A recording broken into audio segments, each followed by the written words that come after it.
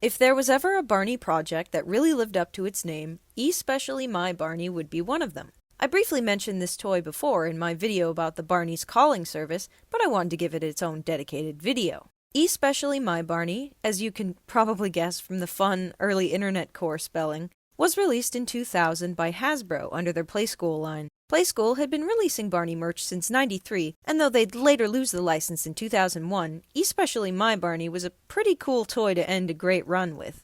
While similar to Microsoft's ActiMates, in that both were stuffed Barneys that could interact with you in some way, though less technologically advanced, eSpecially My Barney was definitely true to its name when it came to customization. When plugged into a computer with this hilarious purple printer cable that lets you actually pass through the Barney connector and still print things, multitasking. Parents could visit the My Barney website and create customized songs and stories with these online forms, and then download them to a special software library that could also be obtained from the site. Similar to Kideo's Barney products, which is coincidentally linked on this site alongside the main Barney website, parents could input their kids' names into these forms for songs and stories, and even request that more be added in the future.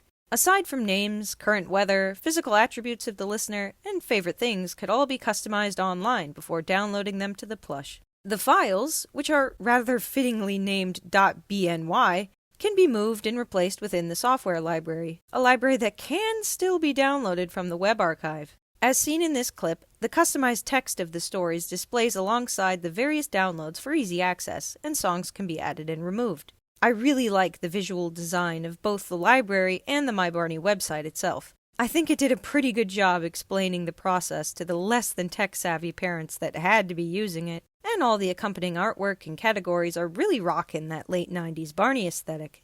Despite the inability to get a hold of the stories from the site, they require a connection to Hasbro's server to generate them, and the website kindly reminds us that they were only obligated to maintain the site until 2002.